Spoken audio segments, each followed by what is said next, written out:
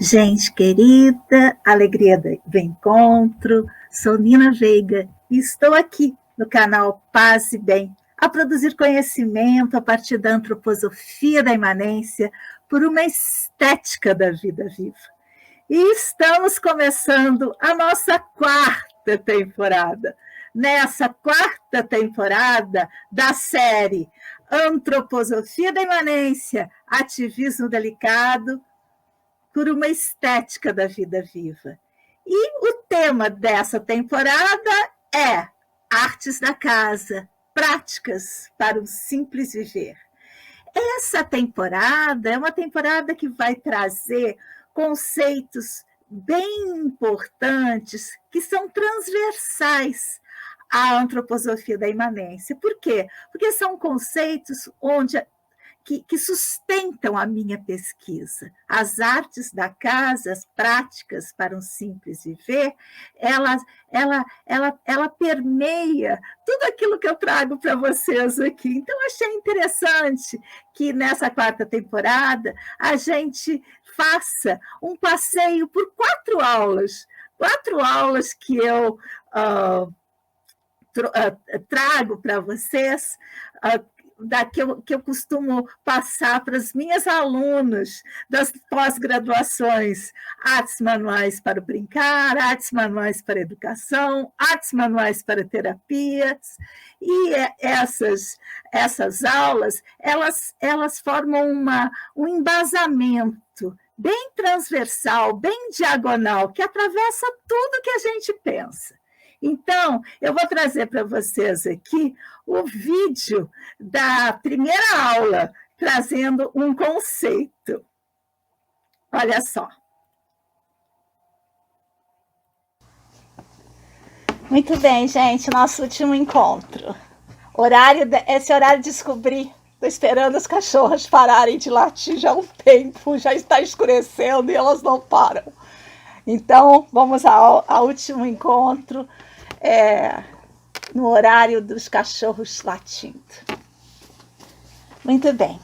Então, agora eu queria encerrar, né, tentando fazer um exercício de composição entre esse estado, digamos assim, interior não, mas assim, esse estado, né, de estar em casa, e essa vontade de produção das artes manuais. Eu não sei fazer isso ainda, é exatamente isso que a gente está fazendo, né, no nosso trabalho, nas minhas atuais pesquisas. Só que as atuais pesquisas, elas estão assim, mais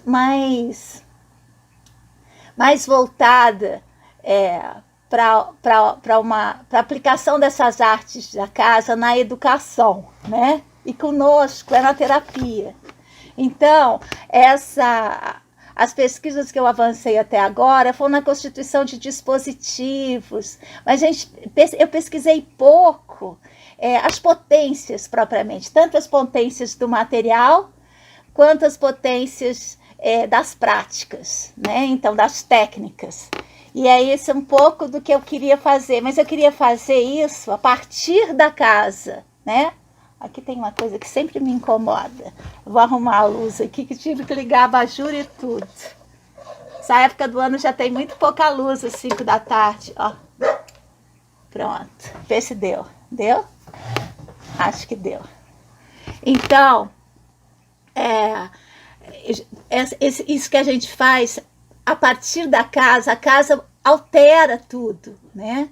Por quê? Porque ali na casa a gente vai ter que fazer a investigação, ao invés da investigação da família, eu queria passar para a investigação dos gestos ancestrais, né? Da transmissão oral, da oralidade, da prática do gesto, da transmissão do gesto, que não é nem é tanto a oralidade, mas é a transmissão do gesto.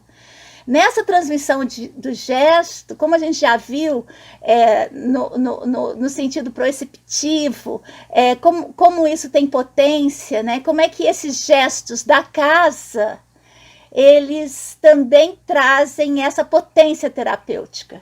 Então, estou um pouco por esse lugar da pesquisa agora, né? Eu tenho andado aí pelo Brasil, já fiz isso fora também, né? Fora do país, com esses gestos que cuidam. Aliás, o primeiro gestos que cuidam eu fiz em Portugal. E aí eu tenho pensado muito nesses gestos que cuidam, na relação com as artes, com as práticas, né? Artes da casa, práticas para um simples viver, e com esse cuidam como o cuidado de si.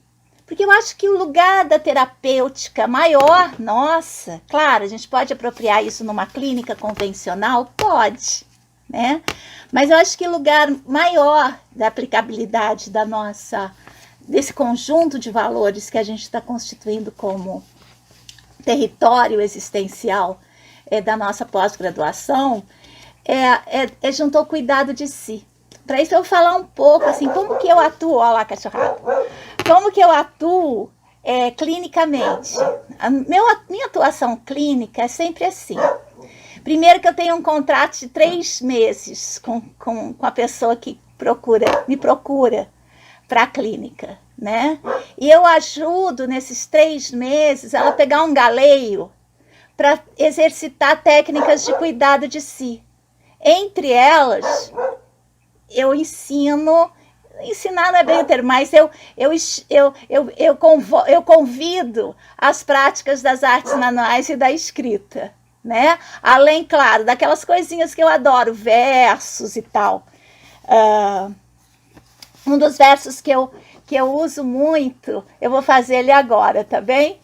Então diz assim, eu trago... vocês já conhecem, mas vou fazer, já que eu tô com ele aqui.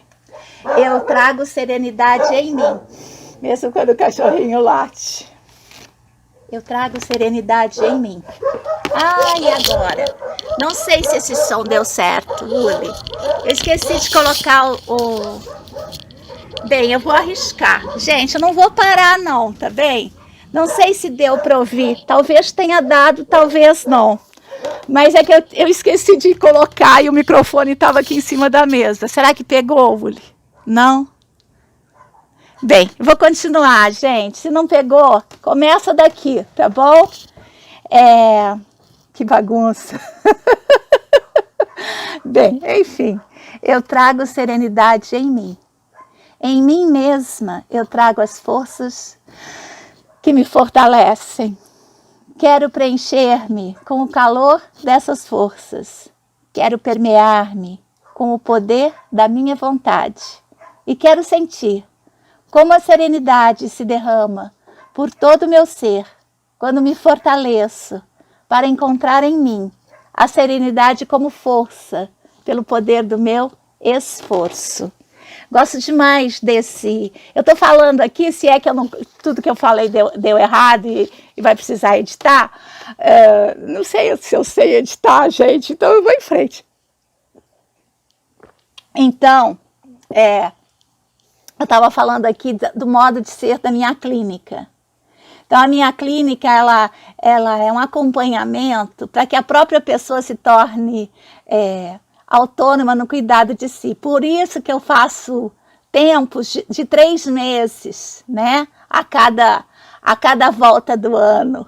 Né? Então, assim, já cuidei de pessoas mais de uma vez. Mas uma vez por ano, de 3 meses, é o máximo que eu acho, porque eu sou pela autonomia, né? Pedagogia da autonomia, que nem Paulo Freire.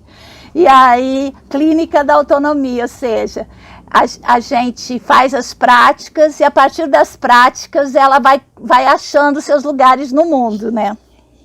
Então, o que eu vou tentar fazer hoje é trazer um pouco esses gestos que cuidam, junto com artes da casa, junto com essas qualidades das artes manuais que a gente tem, né? Então eu vou trazer um pouco disso para a gente, né? Então vou trazer uma coisa como que a gente vem com ela, né? Pensando. Então eu preparei uma epígrafe que diz assim: a matéria pesa, é preciso corpo para lidar com o material. Se a gente pensar nas artes da casa, todas elas são artes de corpo, mas é uma qualidade de corpo muito especial, que é diferente de um corpo dança, é diferente de um corpo pintor, né? É um corpo que se movimenta no cuidado de si, nos gestos significativos, né? E aí eu fico sempre me questionando, mas a gente já não precisa mais fazer uma malha, a gente não precisa mais fazer um pano de prato bordado, né? Será que essa necessidade nos foi tirada, capturada pelo sistema capitalístico? Será que essa necessidade, né, ela é ficcional, então? Então eu fico pensando muito nisso, uma coisa que eu falo muito, mas que se a gente for pensar mesmo, quem é que precisa de um pano de prato se no supermercado por R$ 4,35 a gente compra, né? É isso. Quem é que precisa de uma malha? Nem tá mais na moda usar malha de lã feita à mão, né? A gente tem aquelas industriais feitas à batelada.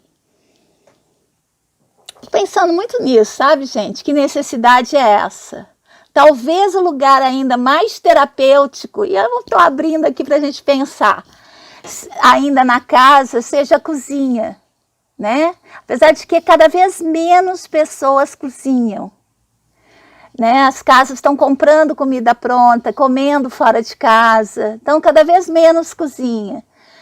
Então, assim, mas como que fazer das nossas artes domésticas artes necessárias, significativas? Isso é uma banda da coisa, né? Dessa cultura material. A outra coisa é quando você já está lá fazendo, né? Que potências que saem daí, né? Que forças, que forças. Porque se eu ficar pensando assim, na arte, a arte, pensando lá na carta que a gente, da última aula, né? Ela estava fazendo aquele paninho, aquela gaze, né? Aquela sarja comum, aquela gaze, tipo fraldinha, assim, com finos fios. E a partir dali, ela teve seu processo artístico. Mas eu queria dar um passo adiante, assim, antes, né?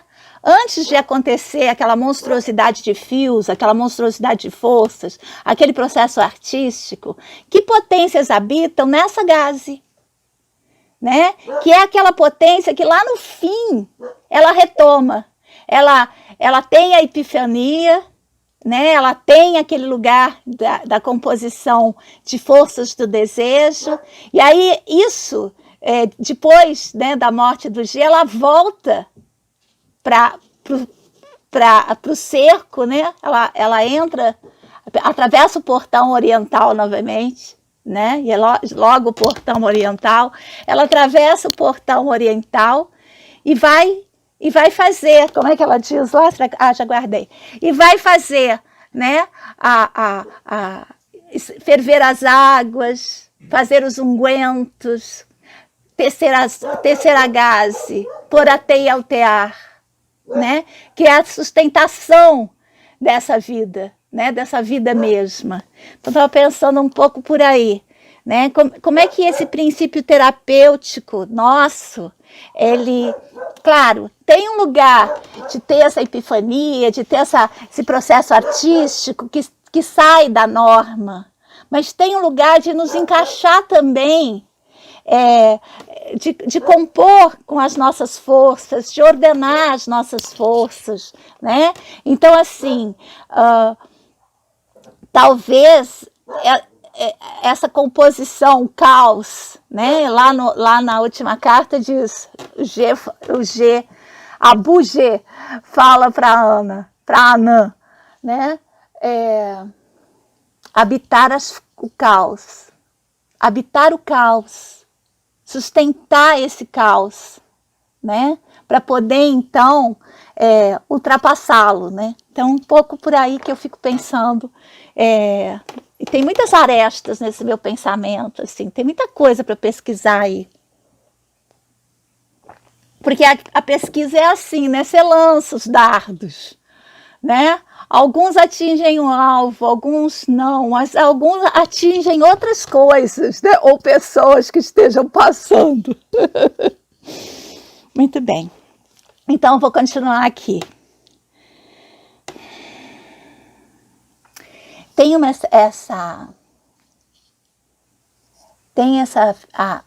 essa citação do Arthur que diz um pouco disso que eu acabei de falar, né? Ele fala assim: eu não concebo nenhuma obra separada da vida, né? No meu caderno de 2017, ela está bordada aqui, vamos ver se eu acho. Aqui, ó, vou mostrar. Olha, eu não concebo nenhuma obra separada da vida. Então, talvez seja uma coisa por aí o nosso lugar, dessas práticas da casa. Porque a casa é o lugar da vida, né, gente? Como a gente falou lá no primeiro encontro. A vida necessária, né? A questão é como que a gente observa aquilo como é que a gente dá chance para aquilo que já foi necessário, que trazia o significado, né? Da existência, e que agora pode ser conquistado na prateleira, né? Pensando um pouco assim, olha o silêncio, que delícia. Fico pensando um pouco assim, né? Agora é prateleira. Será que esse gesto da prateleira, ele não está esvaziando justamente essa vida de significado? Pode ser um pouco por aí o nosso lugar. Será que propor as práticas artífices da casa, na casa, podem criar um lugar de elaboração de mundo, um lugar de produção de tempo? Muito bem, estou por aí. Aí tem uma outra epígrafe aqui. Eu fiz assim, epígrafe 1. A matéria pesa, é preciso corpo para lidar com o material. Epígrafe 2. Ação é pensamento. Para quem está lendo o Sennett, lá no Sennett. Acho que é página 9. Aí tem a afirmação 1, que é do Arthur. Eu não concebo nenhuma obra separada da vida. Obra e vida, uma coisa só, né? Tem uma coisa bonita. Uli, faz favor para a mamãe. Pega ali no sofazinho ali fora, um livrinho que tá amarelinho, tá em cima dele, um livrinho fininho. Vou trazer uma afirmação que não tá aqui, que eu acho que vai ser legal. Que tem uma coisa que sempre me intrigou. Pode passar, dá para ver, Uli, você abaixada ainda é pior.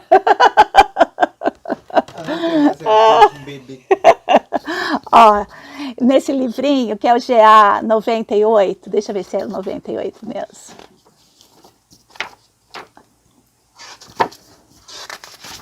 Isso, GA 98. É do segundo Steiner. Ele tinha 47 anos quando escreveu.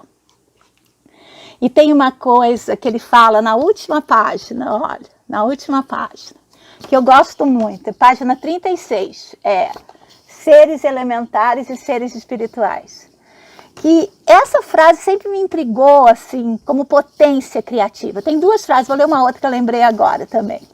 Mas essa diz assim, uma pista para isso que eu tenho elaborado. Antigamente, cada trinco de porta, cada chave era expressão de algo espiritual. Então, fico pensando assim, ó, cada trinco de porta era artistado, né? Porque como potência espiritual vem essa potência da arte. Então, a gente, sem querer tecer com isso um pensamento reacionário de dizer que antes era melhor. Não, antes era melhor. Antes era de um jeito, mas a gente não tinha nem noção disso. Agora é de outro. E a gente está tentando equilibrar as potências, né? Eu acho que essa é a ação terapêutica. Então, imagina você que eu ia fazer um trinco de porta, e como a arte me habita, né? Como o princípio espiritual que chamamos de arte me habita, se eu vou fazer um trinco de porta, toda essa potência artística eu faço dentro nesse trinco. Não tem aquilo funcional e artístico. Não, é integrado. Eu acho que talvez o lugar, né? E aí o que aconteceu? Para pensar historicamente. Aconteceu que daí os exploradores, né, os capitalísticos que iam para os lugares, viam as belezas das diversas culturas, porque aí também tem isso. Cada trinco era super diferente do outro, porque era expressão da singularidade de um povo. E aí ela cobiçava, capturava esse trinco e colocava para comercializar para um museu, para uma casa que pudesse pagar, não é isso? E aí começou aquele trinco já não ser mais um trinco, mas ser um objeto de cobiça, a separar. Até que deu no que deu. Os artistas agora produzem objeto da cobiça, né? E os trincos são esses trincos que a gente vê por aí. Enfim, houve essa perversão do princípio da arte, do princípio espiritual da arte, ao torná-lo obra, produto separado da vida, né? O trinco é a vida, a obra no salão da nobreza, não, né? O trinco lá na nobreza, não. É um objeto de consumo, né? Talvez esse exercício que a gente esteja tentando fazer juntos, de procurar as potências terapêuticas das artes manuais, tem a ver com isso, né? Com essa potência espiritual. Tem uma outra citação aqui que eu acho que vale também nesse lugar de pensamento. Estou ainda em Steiner, nesse livrinho. Agora na página 34. Na mesma palestra que chama... Vou falar o ser humano como espiritualizador do mundo. E aí ele diz assim, ó. Aquilo que o espírito humano cria tem significado real. Então, assim, penso também nessas criações junto à necessidade, junto ao vestir, junto ao usar, né? Junto ao fazer para o uso, que é um significado real. Ele não é só simbólico, representativo, não, ele é para a vida mesmo, né? É que nem fazer uma comida. Você não faz uma comida só para tirar fotografia. Você até pode tirar fotografia, mas você come, né? Então, acho que a nossa arte manual, ela acentua, porque ela dura, né? A comida não dura, ela dura. Ela tem essa duração. A comida que dura é aquela comida lá do Benjamin, lembra? Como é que é? Do rei que queria a torta de amora, a sopa de amora. É isso. Essa é a comida que dura numa outra dimensão, mas a nossa dura na cultura material, né? Bem, tô devagando, mas estou indo, tá bom? Espanto 1, escrevi eu aqui. Olha só. A máquina, quando perde o controle, quebra. O ser humano, quando perde o controle, faz descoberta. Estou lá no Sennett ainda, né? Então, assim, como é que é isso, né? Junto às nossas artes manuais, né? Como é que é essa potência? Porque aí a gente vai investigar a arte manual. Tem a questão da receita, do ponto, da técnica. Em que ordem isso é colocado? Tem uma crônica na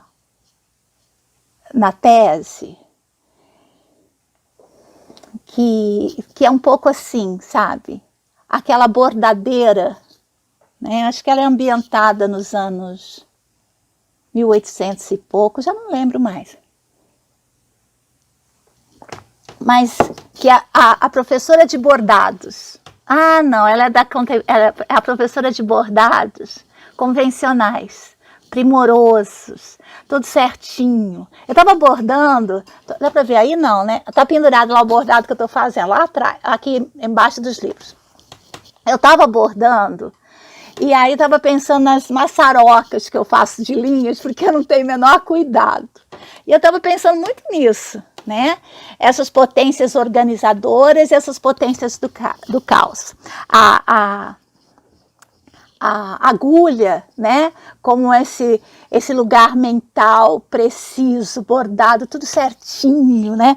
Quanto mais no risco, mais o bordado tem que seguir o risco, né?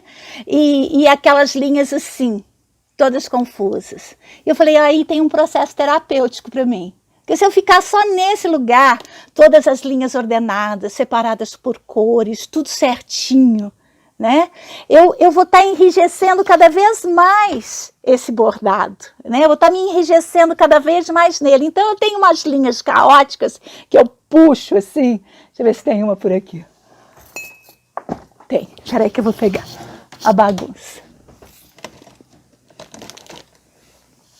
Olha só a confusão. Olha, né? Eu tenho alunas queridas e colegas docentes que morreriam ao ver isso. Eu trabalho desse jeito, dessa confusão. Olha a coisa como é que fica. E aí eu fiquei pensando assim, ver aquela vozinha crítica, nossa, você faz uma bagunça, né? E aí eu fiquei pensando naquela professora de bordado, que é minha amiga, chama Andréia Souza Lima, que ela é toda meticulosa, né? Tudo preciso, cada ponto com seu nome, com sua coisinha, cada cor, números de cor, né? 385, 430, aplicativos para combinação de cores, isso tudo que é do âmbito de um certo bordado da professora de bordado, da escola de bordados tradicional. E aí eu fiquei pensando nessa maçaroca. Será que aí tem um princípio, né? Um princípio terapêutico. Então, apresenta o caos e apresenta a precisão. E eles conversam um pouco. Então, um pouco por aí que eu penso que a gente pode começar a observar também essas técnicas mais de perto. Mas aí o bordado que eu estou fazendo é uma colchinha, né? Um edredomzinho. Vocês vão ver em agosto. Vou levar já prontinho. Já praticamente já acabei. Deixa eu pegar aqui. Se forem de ouvido, me limita. Peraí. Não, deu.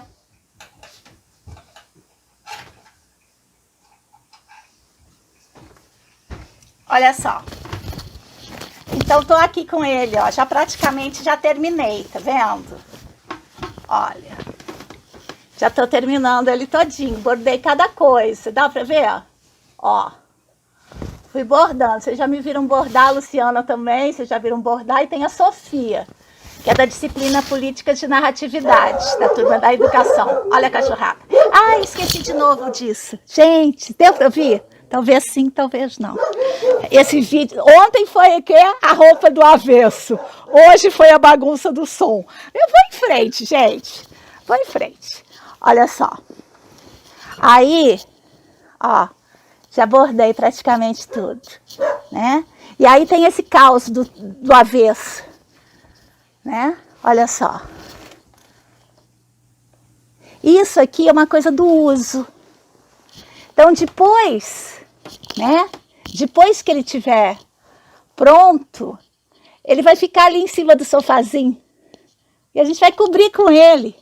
Ele vai ser exposto ao uso da casa, né? Então, um pouco isso. Eu fiz uma maçaroca nessa nossa conversa, que saí totalmente do meu roteiro. Não adianta, gente, eu não sei fazer roteiro, não. Eu sou da turma do ao vivo. Estou gravando, já faz 27 minutos, não saí do lugar, né? Mas deixa eu ordenar o pensamento, se as cachorras deixarem.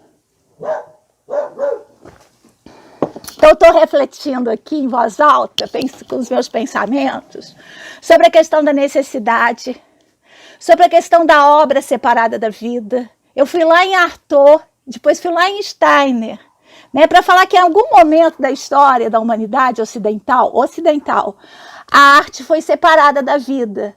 Né? A arte virou um produto, uma obra que não serve para nada, digamos assim, entre aspas, e aquilo que serve foi desqualificado para ser função. Claro, tem uma discussão lá em Bauhaus, tem aquela discussão do Arts and Crafts, essas coisas lá, que a gente não vai pensar muito nisso, porque eles foram para um lugar do design, que é um outro lugar diferente. O design não é casa, né? Então, apesar de que muito do design é para casa, então tem um mistério aí também. Enfim, tem um mistério aí também. Mas a gente está pensando nas potências da necessidade, do uso, né? Desse artistado dentro da própria casa, né? Mas a gente pensa nisso e pensa, enquanto eu estou fazendo isso que é uma coisa para casa, né? Para o uso, tem uma qualidade, outra, que não é tanto do uso também, né? Que tem essa coisa da escrita junto, tem outra dimensão que é simbólica, né? Que é representativo de alguma outra coisa, mas o tecido em si é do uso, né? Mas que eu já pensei também que esse uso pode ser um uso artificializado, porque eu poderia comprar um negócio pronto, né? E pronto. Então, aí são esses componentes da casa. O que é necessário, o que é significativo, o que é real, né? E que gesto é esse? Aí eu fui lá no gesto e mostrei um pouco do meu bordado, que é o bordado tentando ser preciso, seguindo o risco, olha lá, a rosinha, coraçãozinho, seguindo a florzinha, seguindo o risco, né? Muitas dessas coisinhas aqui eu fiz sem risco, mas algumas eu fiz com risco.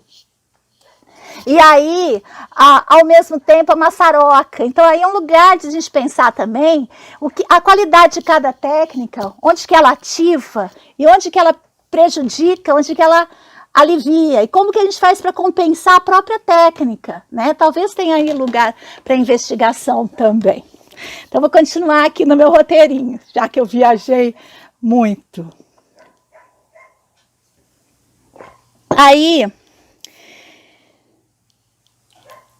Agora eu vou lá no setor, meia hora, ó, bateu o sino 5, agora 5:30. Há um logos, diz o setor, há um logos escondido no artesanato. E ele já murmura o futuro da ciência. Né? Então, assim, isso que a gente está fazendo, por incrível que pareça, é a produção de uma ciência. Né? A gente está tecendo, digamos assim, um conhecimento, está tecendo conceitos, né? Tá produzindo funções. É isso que a gente está fazendo, funções de ciência, conceitos de filosofia. E a obra, né? Os devires, os lugares da arte. Então, a gente está nesse imbricamento, porque tudo isso que a gente faz é um imbricamento dessas forças. Né? E nesse imbricamento dessas forças gera uma terapêutica, que é o que a gente está querendo investigar. Muito bem. E aí, assim, eu fiquei pensando muito nesse lugar, né, das artes da casa, dessas práticas. Ih, mexi alguma coisa aqui, peraí. Aí, pronto. Ai, céus. Então, pista 1. Vou trazer uma pista na voz do Nietzsche.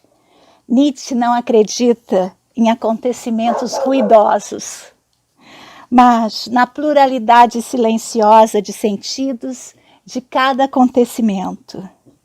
Então, isso é lá no Zaratustra, dos grandes acontecimentos.